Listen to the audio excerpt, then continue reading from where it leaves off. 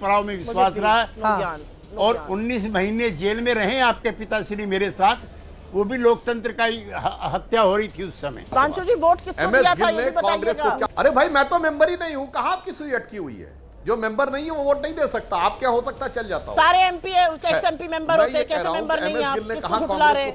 सारे x MP और MP दे सकते हैं वोट। अभी मेन मुद्दे पर आते हैं। एसआईआर के मुद्दे पर अधिकार है भाई, संवैधानिक अधिकार है। कोई कहीं भी शिफ्ट होगा, किसी का ट्रांसफर हो जाता है, दूसरे शहर में सेटल हो जाता है, वोट नहीं ट्रांसफर होगा। इसीलिए चेक करने की जरूरत है। तभी तो कहा गया 2003 से पहले का आधार दिखाओ। ये भारत के अंदर वोट शिफ्ट करने की तो बात कर रहे हैं, जो बांग्लादेश से आए उनके लिए कुछ नहीं। कांग्रेस का फेक फर्जी वोटर वाला ड्रामा खत्म ही नहीं हो रहा।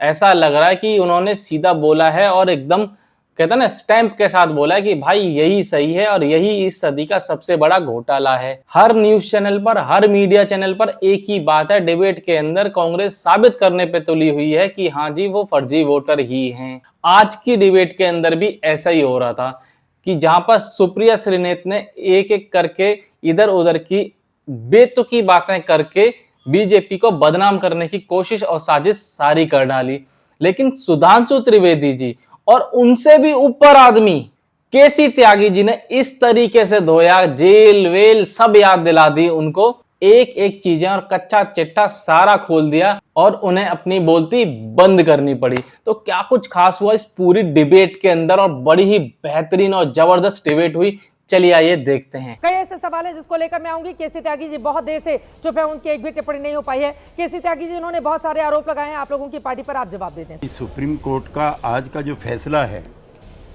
मैं उसी से शुरू करना चाहता हूं और मैं दोनों अपनी बहनों को बताना चाहता हूं। एक तो आधार कार्ड और राशन कार्ड जो आप लोगों की मांग थी, उसको सुप्रीम कोर्ट नहीं मानता। आप सुप्रीम कोर्ट में आस्था रखते हैं या नहीं रखते? सुप्रीम कोर्ट का उल्लेख है कि इसमें कोई गैर कानूनी या बिगड़ पाया जाता है तो पूरी प्रक्रिया खारिज भी की जा सकती है। हाँ। यह निर्णय सितंबर तक लिया जा सकता है। बिल्कुल कंचना जी, बहुत प्यार के साथ आपसे कहता हूं मैं, 55,000 आपके बीएलए वहां मौजूद थे, इक्वल टू बीजेपी। एक की द्वारा किया गया ऑब्जेक्शन आप मुझे बता दें। हाँ, एक बताते हैं। Name one, name one. दूसरा, अभी भी 1 सितंबर से लेकर के देखिए, होमवर्क भी कीजिए थोड़ा। हम भी आपकी तरह से सारी जिंदगी विपक्ष में रहे हैं, हम भी होमवर्क करने के आधार पर आपसे कह रहे हैं। आप होमवर्क करके बताइए कि 55,000 लोगों ने जो आपके बीएलए थे उनको मौका दिया गया था to protest on the spot. अब फिर मैं आपसे कहना चाहता हूं कंचना जी कि 1 सितंबर तक आप लिख के दीजिए, अपनी आपत्तियां सुप्रीम कोर्ट को दीजिए। सुप्रीम कोर्ट सबसे बड़ी अथॉरिटी है, वो इलेक्शन कमीशन को चुनौती देगा। और चित्रा जी, ये आज चुनाव आयोग के आरोप लगा रही हैं। मैं बहुत स्नेह भाव से अपनी दूसरी बहन से कहना चाहता हूं कि मैं जब राज्यसभा में था तो मेरे बाजू वाली सीट पर एक सज्जन और राज्यसभा में थे मेरे साथ, उनका नाम था श्री MS गिल। वो मुख्य चुनाव आयुक्त थे कांग्रेस के शासनकाल में जी। वो राज्यसभा में आपकी पार्टी के टिकट पे कैसे आ गए? एक दूसरा, इतने नहीं, वो सेंट्रल कैबिनेट में मिनिस्टर बन गए। लेकिन हमने या जनसंघ के लोगों ने या कम्युनिस्टों ने या सोशलिस्टों ने कभी ये नहीं कहा, जैसे आपने लिख दिया बूट चोर, हमने नहीं कहा MS गिल चोर है। हमने MS गिल की प्रतिष्ठा रखी, उनको राज्यसभा में भी रखा। आपकी पार्टी के मेंबर होते हुए वो मुख्य चुनाव आयुक्त हुए, हमने कभी विरोध नहीं किया। तो आप लोकतंत्र के स्थापना के समय की सबसे बड़ी पार्टी हैं। नहीं, आपने कहा कि आपकी पार्टी में होते हुए वो मुख्य चुनाव आयुक्त हुए, मुख्य चुनाव आयुक्त के पद से हटने के बाद पार्टी ज्वाइन की और फिर राज्यसभा के सांसद हुए।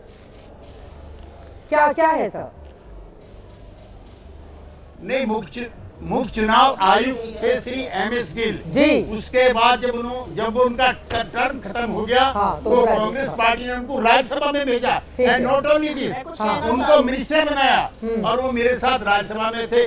मैं चाहता हूँ, क्या उस समय उनकी तटस्थता, उनकी न्यूट्रलिटी ठीक थी, हाँ या ना? और क्या कभी मैंने या हमारे जनसंघ बीजेपी के मित्रों ने उनकी तटस्थता पर कभी सवाल उठाया? चूंकि वो संवैधानिक पद था। हम 1000 बार गए चुनाव आयोग में अपनी बात कह करके, बल्कि रोज जाते थे जब भी चुनाव होता था। लेकिन हमने चोर, बेईमान, देशद्रोही ऐसे शब्दों का चित्रा जी, इस्तेमाल नहीं किया। ठीक है। सुप्रिया जी, आप भी ऐसे परिवार से आती हैं जिनका लोकतांत्रिक परंपराओं में विश्वास रहा है, और 19 महीने जेल में रहे आपके पिताश्री मेरे साथ, वो भी लोकतंत्र का ही हत्या हो रही थी उस समय। बोले सुप्रिया जी, वो कह रहे हैं कि एमएस गिल जब मुख्य चुनाव आयुक्त थे, उनके हटे ही राज्यसभा भेज दिया गया, उनको मंत्री बना दिया गया। तो कांग्रेस पहले अपने अंदर झांक कर देखे कि क्या क्या फायदा पहुंचाती रही है वो इस तरह के लोगों को, फिर बीजेपी या दूसरे पार्टियों पर निशाना साधे। मैं उनकी बात का जवाब अभी बस थोड़ी ही देर में दूंगी, और उनके स्नेह से मैं बहुत अभिभूत हूं कि वो मेरे मृत पिता को भी इस डिबेट में ले आए, बहुत अभिभूत हूं, उसका मैं जवाब दूंगी। लेकिन मैं आपके व्यूअर्स को एक छोटी सी 30 सेकंड में कहानी सुनाना चाहती हूँ। कहानी है भीखू भाई दलसानिया जी की। ये गुजरात के रहने वाले हैं, ये बीजेपी बिहार के संगठन महासचिव, महामंत्री बनाए गए हैं। इनको गुजरात प्रोजेक्ट में लाया गया। लोकसभा के चुनाव में इन्होंने गांधीनगर में अमित शाह जी को वोट दिया था। अब ये बिहार में वोटर बन गए हैं। इनके नाम के आगे कोई घर का पता नहीं है, इनके नाम के आगे और कोई डिटेल नहीं है, इनके नाम के आगे बस इनका नाम लिखा हुआ है, ये बिहार के मतदाता बन गए। मैं ये जानना चाहती हूँ कि ये इन्होंने 5 साल कहाँ वोट दिया है। अगर ऐसे ही होने लगेगा कि लोकसभा में कहीं वोट दूंगा, विधानसभा में जाकर कहीं दूंगा और बीजेपी के सर्वोच्च पदों में से एक बैठूंगा, तो ये कौन सा मखौल उड़ाया जा रहा है, इसका जवाब दिया जाए। यहाँ पर केसी त्यागी जी ने जिक्र किया एमएस गिल साहब का, भगवान उनकी भी आत्मा को शांति दे। मैं तो यहाँ पर ये पूछना चाहती हूँ, और यहाँ पे पूछना जरूरी है कि एक व्यक्ति बना, उसकी न्यूट्रलिटी पर आपने सवाल नहीं किया, तो ये आपका बड़प्पन नहीं है। हो सकता है उन्होंने ऐसा कोई काम ना किया हो, लेकिन रंजन गोगोई एक जजमेंट दे के आ जाते हैं, अशोक लवासा डिसेंट जजमेंट देते हैं, प्रधानमंत्री के मॉडल कोड ऑफ कंडक्ट को ब्रीच करने का उनको हटा दिया जाता है, आईएमएफ चले जाते हैं, उनकी बेटी पर, उनकी पत्नी पर, उनके लड़के पर इनकम टैक्स की रेड पड़ती है, अब उनका नाम बिहार की एसआईआर से काट दिया जाता है। तो सवाल तो पूछे जाएंगे। सवाल इसलिए पूछे जाएंगे क्योंकि जब प्रधानमंत्री मॉडल कोड ऑफ कंडक्ट का ब्रीच करते हैं तो राजीव कुमार जी, जो अभी अभी चुनाव आयुक्त के पद से हटे हैं, वो नोटिस जेपी नड्डा जी को भेजते हैं, बाकी सबको नोटिस उन्हीं को भेजा जाता है। तो यहाँ पे न्यूट्रलिटी पर और साख पर दिक्कत है। मैं बार बार एक बात कहूंगी, और केसी त्यागी जी, मेरी भी लोकतंत्र में उतनी ही आस्था है जितनी आपकी है, शायद उससे थोड़ी ज्यादा, थोड़ी धृष्टता से कहूंगी। इसलिए मैं ये कहूंगी कि इस लोकतंत्र में, इस संविधान की दी हुई वोट की ताकत का अगर एक भी व्यक्ति के लिए हनन होता है तो तफ्तीश जरूरी है। सड़क पर उतरने की क्या जरूरत है?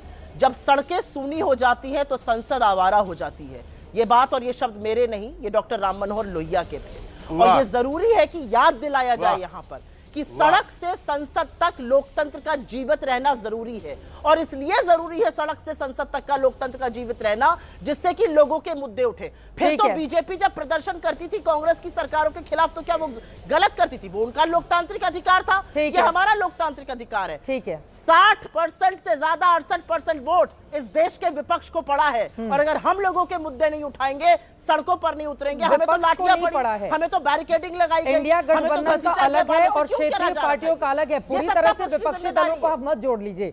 अब उसमें इंडिया गठबंधन का अलग है और अलग जो क्षेत्रीय पार्टियां दूसरी हैं उनके अलग हैं। हम हर बात का इस बिंदुवार जी वोट किसको दिया था, एमएस गिल ने कांग्रेस को क्या फेवर किया, दर्शकों को याद दिलाता हूं। अरे भाई, मैं तो मेंबर ही नहीं हूं, कहां आपकी सुई अटकी हुई है? जो मेंबर नहीं है वो वोट नहीं दे सकता। आप क्या हो सकता है, चल जाता हो। सारे एमपी है, उसके एक्स-एमपी मेंबर होते हैं, कैसे मेंबर नहीं है? आप किसको झुठला रहे हैं? सारे एक्स-एमपी और एमपी दे सकते हैं वोट। अभी मेन मुद्दे पर आते हैं। एसआईआर के मुद्दे पर उधर तेजस्वी यादव जी कह रहे हैं हम चुनाव नहीं लड़ेंगे। आप कहां लेकर आ रही है कॉन्स्टिट्यूशन का? बिहार वाले मुद्दे पर रहते हैं। बिल्कुल बिल्कुल नहीं, अब वो नहीं बोलेंगी, नहीं बोलेंगी, बोलिए नहीं बोलेंगी। कवर फायरिंग मत बोलिए, बात उन्हीं को कर लेने दीजिए। एमएस गिल ने कांग्रेस के साथ क्या भेदभाव किया वो मैं याद दिलाना चाहता हूं। अटल जी की सरकार अप्रैल 1999 के पहले हफ्ते में गिरी, एक वोट से सरकार गिरी, मई में चुनाव हो जाने चाहिए थे, मगर चुनाव आयोग 6 महीना पीछे ले गया क्योंकि कांग्रेस को लगता था कि एक वोट की सहानुभूति अटल जी को न मिल जाए। इसलिए सितंबर 99 में चुनाव हुए, अक्टूबर में, कोई दर्शक जाके चेक कर ले। और उसके बाद भी भगवान की कृपा रही कि भाजपा को फिर 182 सीटें मिली और एनडीए को ज्यादा बढ़कर सीटें मिली, 300 से ऊपर। उस एहसान का बदला चुकाने के लिए भारत के इतिहास का पहला चुनाव आयुक्त जो मंत्री बना सरकार में, वो एमएस गिल थे। जो आपने कहा कुछ ऐसा काम किया ही ना हो, समझ में आता। सेकेंड पॉइंट, जरा 65 को 13 से डिवाइड करिए तो कितना आएगा 5। इंडी गठबंधन यानी 5 लाख, इंडी गठबंधन के सारे दलों को मिलाकर 1.6 लाख बूथ लेवल एजेंट है। मैं राजनीतिक दलों की बात कर रहा हूं। अब 5 लाख को 1.6 से डिवाइड करिए तो कितना आएगा 3.1। यानी ये इनके गठबंधन के जो बूथ लेवल एजेंट हैं, अगर केवल एक दिन में 3 परिवारों का कंफर्मेशन किए होते, यानी ब्रेकफास्ट, लंच और डिनर खा के भी किए होते, तो अब तक पूरी रिपोर्ट सबमिट कर दी होती, जो देने भर की नहीं है। और अगर ये कह रहे हैं कि कोई रिपोर्ट है तो क्यों नहीं सोशल मीडिया में पोस्ट करते, क्यों नहीं आरजेडी अपनी वेबसाइट पे पोस्ट करती है? मैं फिर कह रहा हूं 65 divided by 13 is equal to 5, 1.6 divided by 5 is equal to 3.1। 3 vote एक दिन में चेक किए होते तो अब तक पूरा हो गया था। फिर तो आपने ये वीडियो पूरी देखी, आपको क्या समझ में आया, कौन सही है कौन गलत है, इस चीज को कमेंट में जरूर बताएं। आप किसके साथ हैं, किसके सपोर्ट में हैं। देखो सच के सपोर्ट में होना चाहिए, क्योंकि पार्टियां बदलती रहती हैं, पार्टियां ईमानदार हो ना हो, देश के प्रति ईमानदार हर व्यक्ति को होना चाहिए। चलिए मिलते हैं आपसे नेक्स्ट वीडियो में, तब तक के लिए जय हिंद, जय भारत, जय श्री कृष्ण।